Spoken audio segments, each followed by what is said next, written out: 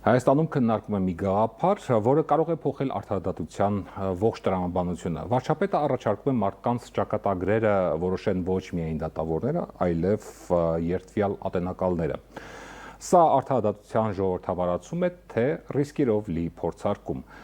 Այս եւ այլ թեմաների շուրջ այսօր զրուցելու ենք փաստաբան Նորայր Նորիկյանի հետ, շնորհակալություն հրավերը ընդունելու համար։ Նախքան բուն թեմային անդրադառնալը խոսենք Ազատի կացարանի ողբերգական հրդեհի դատավարության ընթացքի մասին։ Գործը քննվում է արդեն 3 տարի, ձգձգվում է եւ առաջխաղացում կա, թե դեռ դոփում ենք նույն տեղում։ Ձգձգման մասին ես ձեռնպահ կմնայի որևէ գնահատական տալուց, հաշվի առնելով գործի ծավալը, վկաների, տուժողների թիվը, մեղադրյալների թիվը, ըստ էության գրեթե յուրաքանչյուր ամիս 1 եւ 2 դատական նիստ ենք անցկացնում, առնվազն 2 դատական նիստ կայանում է։ Ես հույս ունեմ, որ մենք այս տարի կմոտիկանանք եզրափակիչ հատվածին, եթե այս տեմպերով շարունակվի, հնարավոր է տարվա ավարտին եզրափակիչ դատական ակտ կհրապարակվի կամ տեսնենք, թե ինչպիսի զարգացումներ կլինեն։ Բոլոր դեպքերում կարող եմ արձանագրել, որ այս պահին մեղադրյալների հարցաքննության փուլն է, դրա ավարտից հետո մենք դատավարության մասնակիցներս ունենք որոշակի միջնորդություններ դատարանին, թե համապատասխան փուլում կներկայացնենք, որի ժամանակ հնարավոր կլինի այդ մասին առավել ընդգրկուն խոսել։ Այսինքն նախնական տվյալով դատավարությունը գործը չի ավարտվի, դատական process-ը չի ավարտվի մինչև տարեվերջ։ Չի ավարտվի օբյեկտիվ պատճառներով, այո, կշարունակվի, քանի որ եզրափակիչ դատական ակտի հրապարակումից հետո կողմերից որևէ մեկը դրա բովանդակության հետ համաձայնության չլինելու դեպքում իրավունք ունի բողոքարկելու այն վերաքննիչ-քրեական դատարան եւ չեմ բացառում, որ կլինեն սուբյեկտներ, որոնք կարող են բողոքարկել համաձայն չլինելով հրապարակվող դատական ակտի բովանդակության հետ կամ եզրափակիչ մասի հետ կբողոքարկեն դատական ակտը վերաքննիչ-քրեական դատարան։ Ինչ եք կարծում, եթե գործում ներգրաված լինեին երդվյալ ատենակալները, այս process-ը ավելի արագ կընթանար։ Խնդիրը արդարադատության որակի արդյունավետության առումով այդ համատեքստով գնահատելու տեսանկյունից արագությունը կամ կարճ ժամանակահատվածը իհարկե արդյունավետ կլիներ ավելի։ Գիտեք, ինչ շատ բարդ հարց եք տալիս, որովհետև երբեք Հայաստանի Հանրապետությունում երդվյալ ատենակալների ինստիտուտը չի գործել։ Ժող ատենակալներ եղել են խորհրդային տարիներին։ Խոսքը անկախ Հայաստանի մասին է, ես դա նկատի ունեի։ Խնդիրը հետևյալն է, յուրաքանչյուր հասարակությունում, յուրաքանչյուր պետությունում գոյություն ունեն առանձնահատկություններ եւ ես վստահ եմ նման համակարգի ներդրման դեպքում մեր առանձնահատկությունները նույնպես պետք է հաշվի առնվեն եւ այդ ռիսկերը գնահատվեն։ Որն է մեր առանձնահատկությունը։ Հիմա տեսեք, միշտ երդվյալ ատենակալների ինստիտուտի դեմ հանդես եկողները միշտ բերել են այն հիմնավորումը, որ հասարակության իրավագիտակցությունը Հայաստանի Հանրապետության մասշտաբով փոքր լինելը, ժողովրդի քանակի փոքրաթիվ լինելը կարող է էական խոչընդոտ հանդիսանալ անաչառության առումով։ Փոքր ժողովուրդ ենք, փոքր հասարակություն ենք, մեկս մյուսին ճանաչում ենք, 6-ից 12 ատենակալների ընտրությունը շատ դժվար կլինի, նրանց իրավագիտակցության մակարդակը, նրանց քաղաքացիական հասունության մակարդակը բավարար չի լինի, որպեսզի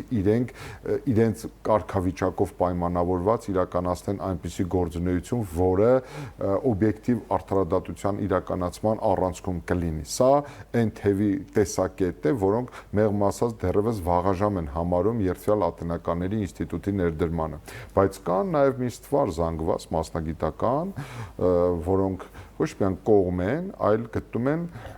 որ նույնիսկ մենք ուշացած ենք այս առումով։ Եվրոպական երկրներում վերջի ժամանակահատվածում երդվյալ ատենակալների ինստիտուտից հրաժարվելու ուրեմն տենդենց կա եւ այդ առումով ես ուրեմն առաջիկայում ես ինքս պատրաստվում եմ որպես նաեւ մասնագետ գիտական հոդվածով հանդես գալ ընդհանրապես երդվյալ ատենակալների ինստիտուտի ներդրման արդյունավետության հեռանկարների մասին պայմանական վերնագրով փորձելով հասկանալ, վերլուծել միջազգային փորձը եւ դա տեղայնացնելով մեր ազգային առանձնահատկությունների համատեքստում Հայաստանի Հանրապետության դատաիրավական համակարգում փորձելով ակնկալել, թե դրանից մենք մեր արդարադատությունը կշահի, թե կան ռիսկեր, որոնք պետք է ճիշտ գնահատվեն։ Այսինքն փորձով հարուստ հին աշխարհը այսօր գնում է դեպի այդ համակարգի ինստիտուտի վերացում։ Այո, այդպեսի տենդենս կա, ես հիմա ուղղակի ձեռքից տակ չկար, եթե ես իմանայի, որ այդ հարցը կա, ես կբերեի այդ երկրների ցանկը, բայց տեսեք, նույնիսկ եթե այդ համակարգի վերջո ներդրվի Հայաստանում, հարգելի Կարեն, մեր խնդիրն է պատասխանել շատ կարևոր հարցի, որն է այդ համակարգի ներդրման նպատակը։ Ի վերջո, ինչու է փորձ արվում այդպեսի ժողովրդավար արդարադատություն ունենալ։ Եթե այդ համակարգի ներդրման նպատակը հանրության մոտ դատական իշխանության նկատմամբ վստահության մակարդակի բարձրացումն է կամ հանրության մի սեգմենտին արդարադատության իրականացմանը մասնակից դարձնելու նպատակն է, ճիշտ է։ Հիմա մենք պետք է արձանագրենք ինչու է փորձ արվում նման համակարգ ներդնել։ Մենք պետք է պատճառները ուսումնասիրենք եւ պատճառների վերաբերյալ պատկերացում կազմենք։ Մենք պետք է արձանագրենք հետեւյալը. հանրությունը չի վստահում այսօրվա գործող դատական համակարգին եւ փորձ է արվում նոր ինստիտուտի, նոր գործիքակազմի ներդրման միջոցով փոխել դատական իշխանության կառուցվածքը եւ արդարադատության իրականացման process-ը, որպեսզի հանրությունը վստահություն ունենա։ Իսկ չեք կարծում, որ դա մեղքը մեկից մի քանիսի վրա կիսելու, բարթելու այդպիսի մտավախություն կա, ես ունեմ իմ վերապահումները եւ ես ինքս էլ կարծում եմ, որ այսինքն ատենակալները կիսեն այդ դատավճռի մեղքի իրենց բաժինը նաեւ։ Բայց դրանից չի շահի արդարադատությունը, ավելին հանրության մոտ արդարադատության իրականացման նկատմամբ այսպես ասած չեղած վստահությունը կամ արկա փոքր վստահություն էլ կկորի։ Հետևաբար մենք պետք է կարողանանք Դուք դեմ եք։ Ես դեմ չեմ, ես ունեմ խորը վերապահումներ այս առումով, ես չեմ միանշանակ ստեղ հարցի պատասխան անկեղծ ասած ես չունեմ։ Գուցե մեզ այլ կառուցվածքով կամ այլ բոլորովին այլ մոդել։ Այո, բոլորովին այլ մոդել է անհրաժեշտ, քան սա։ Տեսեք, մի ժամ խոսեցինք խորհրդային տարիների ատենակալների ինստիտուտից, բայց ժամանակը իհարկե փոխվում է, այսօրվա իրականության մեջ մեծ տեղ ունեն հատկապես սոցցանցերը։ Արդյոք ատենակալը կարող է կամ ատենակալների խումբը կարող են անաչառ լինել, երբ սոցցանցերում արդեն դեռ դատավճիռը չկայացած, սոցցանցերում է կայացում այդ դատավճիռը։ Ինչ եք կարծում, մանավանդ այսօրվա մեր ժամանակներում, երբ հանրության ստվար զանգվածը օգտվում է սոցցանցից։ Ունենք փոփոխված լրիվ ընդհանրապես ցանցային հասարակություն, լրիվ թվային ուրեմն ժամանակակից մեթոդները, գործիքները, տեխնոլոգիաները բոլորովին այլ քաղաքացի են կերտում, ավելին նախ պետք է որոշվի, թե այդ երթվել ատենակալները ում կողմից պետք է ընտրվեն, ինչ ժամկետով, ինչ երաշխիքներով, սոցիալական ինչպիսի երաշխիքներով, աշխատավարձով, ի վերջո դրանք հավելյալ բեռ են լինելու մեր պետական բյուջեի վրա։ Իհարկե, հանուն արդարադատության իրականացման կարելի է գնալ այդպիսի ուրեմն ծախսերի, բայց պետք է լինի լուրջ հիմնավորվածություն, որ դրա արդյունավետությունը երաշխավորելու տեսանկյունից չստացվի մի բան, որ մենք ներդնենք մի համակարգ, որը հետագայում ոչ միայն չի արդարացնի, այլ կտապալվի։ Ես ունեմ հատկապես փոքր համայնքների դեպքում, օրինակ մարզային ինչ որ բնակավայրերում փոքրիկ Ես կարծում եմ հետեւյալը։ Ինչպես կարող են լուծել ատենակալների անաչառությունը։ Ես կարծում եմ հետեւյալը, չէ, համայնքների մասին խոսքը չի կարող գնալ։ Չէ, երբ մարդիկ մեկը մյուսին ճանաչում են։ Այդտեղ լուրջ խնդրեմ կա եւ ես կարծում եմ հետեւյալը, եթե նույնիսկ ներդրվի, նախ եւ առաջ դա պետքա սահմանափակվի ծանր եւ առանձնապես ծանր հանցագործությունների գործերով քննությանը մասնակցելու հնարավորությամբ, որպեսզի մենք հասկանանք ընդհանրապես այդ համակարգը երթվյալ ատենականների ինստիտուտը կարող է նպաստել, աջակցել, օժանդակել իր վարկագծով, իր գործունեությամբ եւ իր կողմից կայացված որոշումներով իսկապես ազդել արդարադատության իրականացման որակի վրա։ Օրինակ Վրաստանում 2014 թվականին այդ ժամանակվա գործող վարչապետ Ղարիբաշվիլին մի հայտնի իրենց միջոցառման ժամանակ խոստովանել էր, որ իրենց մոտ երթվել ատենականների ինստիտուտը տապալված է 4 տարվա գործունեության արդյունքում։ Գործադիր իշխանության ղեկավարի դիտանկյունից դա մտահոգվելու, դա լուրջ տագնապալից ուրեմն ահազանգ է, թե իրենք չունեն այդ պատասխանը, թե ինչ եզրակացությունների հիման վրա են հանգել նման հետևության, բայց դա ահազանգ է։ Մեզ մոտ էլ կարող է գործադիր իշխանությունը այլ գնահատական ունենա, մեղադրանքի կողմը, քրեական հետապնդման մարմինները, վստահ եմ դատախազությունը այսօր էլ դեմ է լինելու, որովհետև մասնագիտական ուրեմն հանրույթում էլ կան առանձին ուրեմն սեգմենտեր, օրինակ քրեական հետապնդման մարմինները կարող են այլ մոտեցում ունենան, որովհետև երթվյալ ատենականների ինստիտուտը առավել է բարդացնելու իրենց աշխատանքը, իրենք ավելի լայն մեծ ջանքեր պետք է ներդնեն, որպեսզի մեղադրանքը հիմնավորեն։ Սա ընդամենը թեմա է, որը շրջանառության մեջ է դրվել Նիկոլ Փաշինյանի կողմից, մենք դեռ չգիտենք այդ սահմանադրության նախագծում ինչպիսի ձևակերպմամբ կընդգրկվի եւ ամենակարևորը սահմանադրությունը կընդունվի, թե չի ընդունվի, որովհետեւ դա շատ կարևոր է, բայց նույնիսկ այսպես ասենք օրենսդրական նախաձեռնություններով միթե հնարավոր չէ դա կարգավորել։ Ոչ, գործող սահմանադրությունը Սահմանադրությամբ պարտադիր պետք է պարտադիր, որովհետեւ գործող սահմանադրությամբ ամրագրված է, թե Հայաստանի Հանրապետությունում ովքեր են իրականացնում արդարադատությունը, իսկ Հայաստանի Հանրապետությունը արդարադատություն իրականացնում են բացառապես դատարանները, երթվյալ ատենականների ինստիտուտ Հայաստանի Հանրապետությունում գոյություն չունի։ Բայց ես կուզենայի մի բան արձանագրեի, շատ կարևոր ինձ համար եւ կարծում եմ մեր հասարակության համար։ Եթե այս գաղափարը ներդրվում է նրա համար, որ արդարադատության որակը փոխվի կամ արդարադատության իրականացման լրիվ այլ մեխանիզմ կիրառվի, որպեսզի հանրության վստահության մակարդակը բարձրանա, սիրելի բարեկամներ, աշխարհի տարբեր երկրներում գոյություն ունեն երթվյալ ատենականների ինստիտուտներ, բայց դա չի խանգարում իրականացնել արդարադատություն եւ այնպիսի կառուցակարգերի ապահովման միջոցով հասնել նրան, որ հասարակությունն էլ վստահի եւ հավատա դատական իշխանությանը։ Հայաստանի Հանրապետության գործող օրենսդրությունը լիուլի բավարար է Հայաստանի Հանրապետությունում իրականացնել այնպիսի արդարադատություն, որտեղ իրապես կգերեշվի օրենքի եւ իրավունքի գերակայությունը։ Ինչն է մեզ խանգարում նման արդարադատություն մտածողությունը, քաղաքական կամքը, կրթությունը, մեր կրթական համակարգը, դատական իշխանության Նաեւ հանրային կարծիքը պետք է փոխել, հանրային մտածողությունը պետք է փոխել, դատական իշխանության նկատմամբ վերաբերմունքը պետք է փոխել, արդարադատության իրականացման որակը պետք է փոխել, արդարադատության իրականացման ընկալումը պետք է փոխել, արդարադատության իրականացման գործընթացը այնպիսին է հարգելի Կարեն, որ այնուամենայնիվ կողմերից մեկը դժգոհ է լինելու։ Հասկանում եք, բայց նույնիսկ այդ դժգոհության պայմաններում անգամ